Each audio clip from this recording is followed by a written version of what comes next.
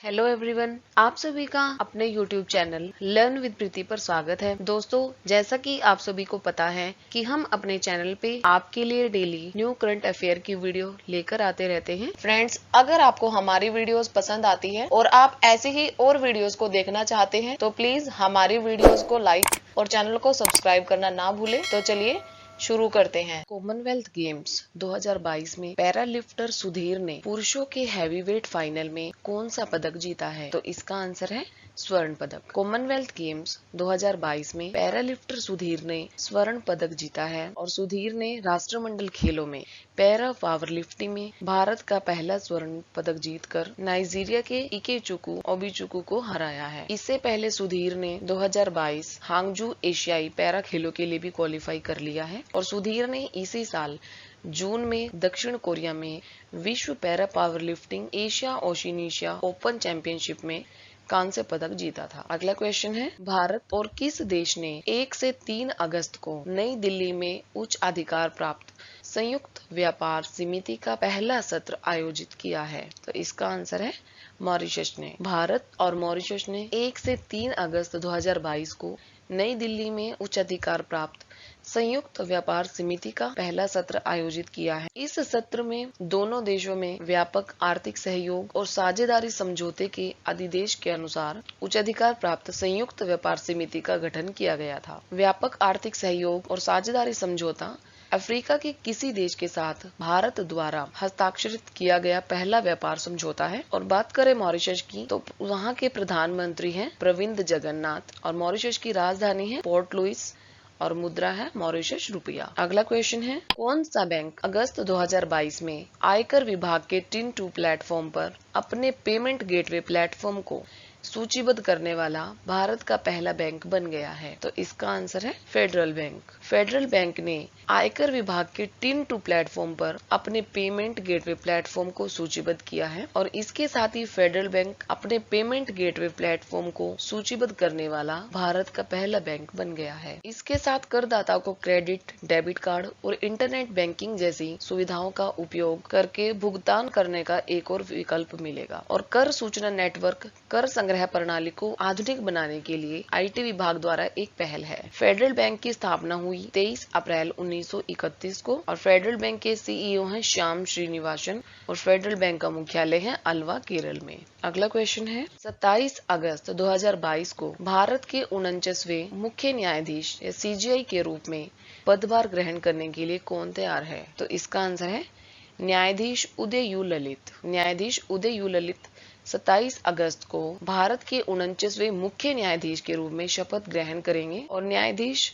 उदय you Lalit का कार्यकाल 3 महीने से कम का होगा और उदय यू ललित न्यायाधीश एसएम सिकरी के बाद वकील से सीधे इस पद पर पहुंचने वाले दूसरे न्यायाधीश हैं जो भविष्य में सीजेआई बनेंगे। और एसएम सिकरी 1971 और 1973 के बीच में सीजेआई थे और संविधान के भाग 5 में अनुच्छेद 124 से 147 में सर्वोच्च न्यायालय के संगठन, स्वतंत्रता, अधिकार क्षेत्र, शक्तियों और प्रक्रियाओं से संबंधित है। अगला क्वेश्चन है, किस वर्ष तक सरकार ने प्राथमिक ऊर्जा मिश्रण में प्राकृतिक गैस को 15% तक बढ़ाने का लक्ष्य रखा है? तो इसका आंसर है 2030 तक। 2030 तक सरकार ने प्राथमिक ऊर्जा मिश्रण में प्राकृतिक गैस को 15% तक बढ़ाने का लक्ष्य रखा है। वर्तमान में प्राकृतिक गैस का उपयोग केवल 6.3% है और प्राकृतिक गैस को बढ़ाने के लिए राष्ट्रीय गैस ग्रिड का 33,500 किलोमीटर तक विस्तार, तरल प्राकृतिक गैस टर्मिनलों की स्थापना और परिवहन के लिए सीएनजी और घरेलू उद्देश्यों के लिए पीएनजी को घरेलू गैस का आवंटन जैसी पहल की जा रही है। अगला क्वेश्चन है, हाल ही में अमेरिका सीनेट ने किन 2 देशों को नाटो में शामिल होने की मंजूरी दी है? तो इसका आंसर है स्वीडन और फिनलैंड को। अमेरिका सीनेट ने हाल ही में फिनलैंड और स्वीडन को नाटो में शामिल होने की मंजूरी दे दी है और इन दोनों देशों के समर्थन में डेमोक्रेट और रिपब्लिकन दोनों पार्टी के 95 सदस्यों ने वोट किया है और इससे पहले फ्रांस की नेशनल असेंबली ने भी इस प्रस्ताव को मंजूरी दी थी। यूक्रेन पर रूस के हमले से डरे स्वीडन और फिनलैंड ने नाटो का सदस्य बनने के लिए आवेदन किया है और इसके लिए अब सभी 30 नाटो सदस्य देशों के समर्थन की जरूरत होती है और इसमें से अब 2/3 सदस्य देश समर्थन कर चुके हैं।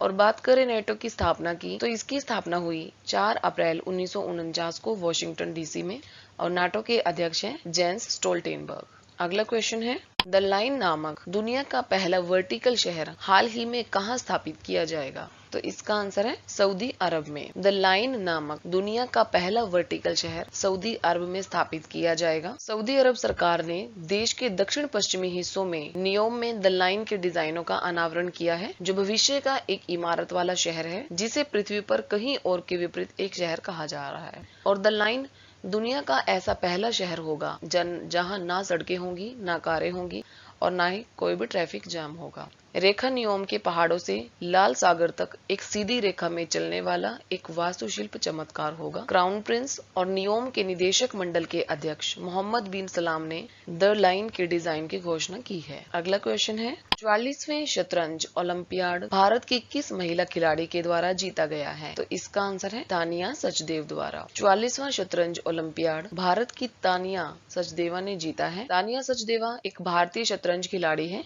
जिन्होंने इंटरनेशनल मास्टर और महिला ग्रैंड मास्टर के खिताब जीते हुए हैं और इन्हें 2005 में महिला ग्रैंड मास्टर खिताब से सम्मानित किया गया है और इस खिताब से सम्मानित होने वाली ये 8वीं भारतीय खिलाड़ी बनी हैं। इन्होंने 2006 और 2007 में भारत की राष्ट्रीय महिला प्रीमियर चैंपियनशिप भी जीती है। अगला क्वेश्चन है, हाल ही में उत्तरी अरब सागर के ऊपर निगरानी मिशन को पूरा कर किस देश की नौसेना की ऑल वीमेन एयर क्रू ने इतिहास रच दिया है? तो इसका आंसर है भारत की नौसेना ने। हाल ही में उत्तरी अरब सागर के ऊपर निगरानी मिशन को पूरा करके भारत देश की नौसेना की ऑल वीमेन एयर क्रू ने इतिहास रच दिया है। गुजरात स्थित INS 314 नेवल स्क्वाड्रन की 5 महिलाओं ने नारी शक्ति का प्रदर्शन करते हुए उत्तरी अरब सागर में maritime reconnaissance and surveillance mission पूरा किया है और इस विमान की कप्तानी मिशन कमांडर लेफ्टिनेंट कमांडर आंचल शर्मा ने की है। और INS 314 पोरबंदर गुजरात में स्थित एक front line naval air squadron है और भारतीय नौसेना की 5 महिला अधिकारियों ने डोर्नियर विमान में उत्तरी अरब सागर में पहला स्वतंत्र समुद्री टोही और निगरानी मिशन पूरा करके एक दुर्लभ उपलब्धि हासिल की है। अगला क्वेश्चन है, हाल ही में कौन सा देश भारत का तीसरा सबसे बड़ा कोयला आपूर्तिकर्ता बन गया है? तो इसका आंसर है रूस। रूस भारत का तीसरा सबसे बड़ा कोयला आपूर्तिकर्ता बन गया है। रूस ऐतिहासिक रूप से इंडोनेशिया, दक्षिण अफ्रीका, ऑस्ट्रेलिया और संयुक्त राज्य अमेरिका के बाद भारत के लिए तीसरा आपूर्तिकर्ता बन गया है और भारत दुनिया का सबसे बड़ा कोयला उत्पादक, आयातक और उपभोक्ता है। आज का क्वेश्चन आप सबके लिए रहा, हाल ही में किस पूर्व ऑस्ट्रेलियाई बॉक्सर का निधन हो गया है? तो इसका आंसर मुझे कमेंट करके जरूर बताइए। तो फ्रेंड्स, आज की बात यहीं तक रहेगी। आशा करती हूँ कि आप सभी को वीडियो अच्छी लगी होगी।